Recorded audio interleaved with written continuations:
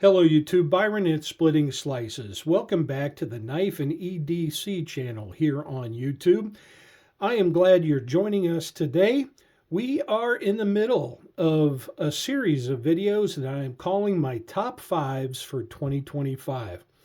It is Saturday, December 20th, and we are going to cover the topic of my 5 favorite budget knife acquisitions in 2025. Now, the term acquisitions means that I could have been given this knife, I could have received it in a giveaway, I could have purchased this knife. So these are my top 5 favorite budget acquisitions.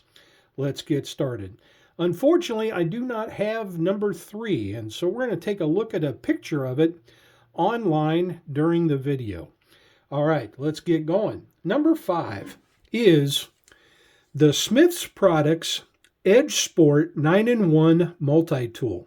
Now, this was a little gem that normally retailed for $20 on the Smith's Products website, but was on discontinued clearance sale for half price, 50% off for $10 earlier this year. Now, these are currently sold out, and I do believe they have been discontinued and a different tool has been replaced in its catalog spot. But this was, I thought, a pretty unique and affordably priced way to basically outfit that teenager or that youngster who was going to be going on their summer camp or vacation, doing some hiking, some camping, and needed a multi-tool to manage their hikes and their campsite operations. Made from basically 3/16 stainless steel or a 40-30 or a 40-34 equivalent. This has got several different tools, including a knife blade, saw, bottle opener, can opener, corkscrew, hook, scissors, you name it, it's got it, and I think it'll do the job. Nice little tool. Again, unfortunately, it has been discontinued, but I purchased this, or I actually was gifted this by another channel, but I looked it up and found it on sale for $10. The Smith's Products Edgesport 9-in-1 tool. Number 5. Number 4. One of my favorite budget acquisitions, period, of all time. This is an excellent, high-quality knife, and the man who designed this and had it manufactured for another knife company went on to start his own brand. I am talking about the Rough Ryder Reserve, model number RRR046. This is the Longfellow Granddaddy Barlow in brown and red micarta, and just a beautiful, large, folding slip joint knife. We have a nickel silver bolster, triple fluted. We have red and brown micarta scales separated by a black micarta spacer.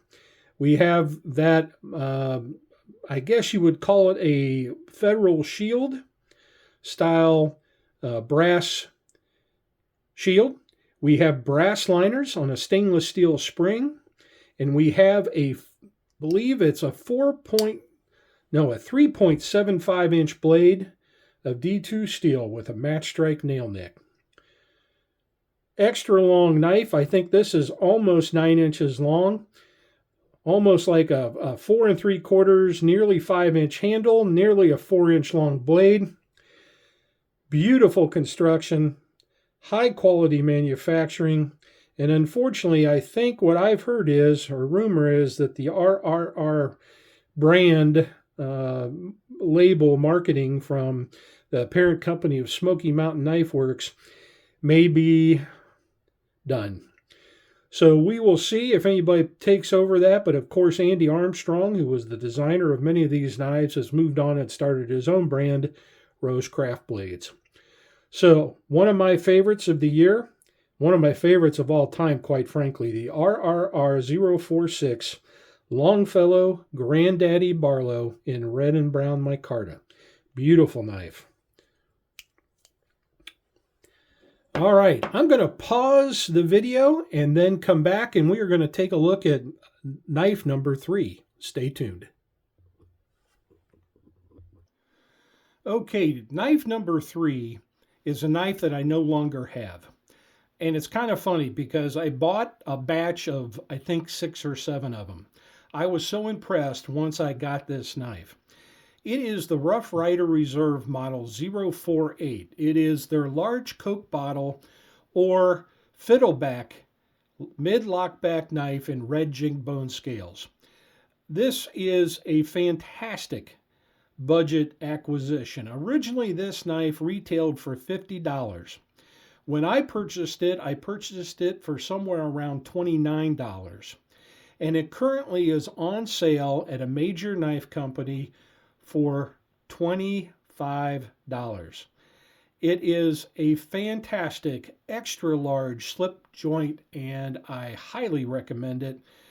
I'm not going to tell you where it is because I think it's the last place that someone can get this knife, and quite frankly, I need to order one before they're gone. So, little teasing, but I'll let you look for it yourself. But just a fantastic extra large folding traditional knife, the Rough Ryder Reserve 048 large Coke bottle fiddleback mid-lock knife. All right, stay tuned and we'll back for the last two. All right, let's continue my top 5 budget acquisitions for 2025. Knife number 2 is just a fantastic peasant's knife.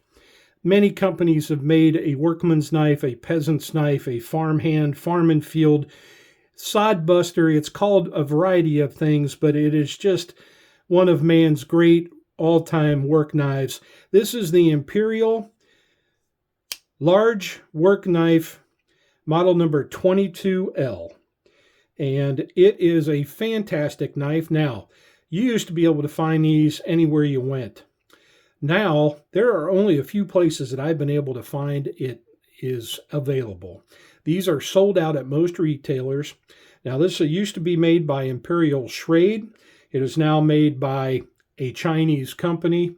I don't know who the OEM currently is on this knife, but it is just a really beautiful yet simple workman's knife that currently, if you can find it in stock, will run you about $12. Okay, unknown stainless steel blade, probably a 440A or similar. Nail nick, about a 3.5-inch blade with about a 3.25-inch cutting edge. Nice large tang. You can kind of use that to choke up if you're making a cut and also keep the knife from closing on your fingers. Beautiful brass pivot, brass shield, says Imperial on this direction. And I'm wondering if this was actually mounted backwards, but it is upside down, at least from what most shields look like.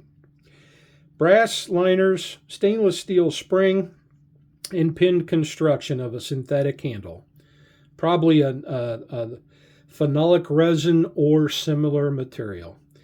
This is the Imperial Schrade 22L large farm and field work knife for number 2. And my number 1 budget acquisition of 2025 was one of my gift knives that I received from Chris up at Radio Geek Blades. And this is that little Rough Ryder 2612 modern traditional Barlow. I didn't show it in detail then because I knew I would be showing it here as the number 1. But just check out that little clip point blade. Fuller nail nick, compound ground, more of a saber grind with a ground swedge that runs from mid-peak on that clip point down to the tip. Little tiny recurve coming back to the tang of that blade. Screwed construction, stainless steel but sandblasted or stone-washed bolsters on an integral frame design. Screwed in red jigged, supposed to be bone, but I'm sure it's like a Delrin plastic or such. Scales. This knife is I normally retailed for about $19. They were on sale for less than $10, and at currently all the stock dealers that I know of, it is now out of stock. And I do believe it is a discontinued model, but boy, it was a hot seller earlier this summer and fall when they were trying to clear these out. and just a great little blade. For less than $10, you get a 440A stainless steel little 2-inch blade, clip point, perfect 5th pocket carry knife, nice walk and talk. Yeah, just a great little budget knife. And Chris, I want to thank you for the gift, and it definitely is my 2025 best budget acquisition of the year. So those are my 5 knives, folks. I hope you enjoyed it. This is Byron from Splitting Slices saying split a slice with a friend soon. And until my next best top 5s for 2025 video, everybody please take care.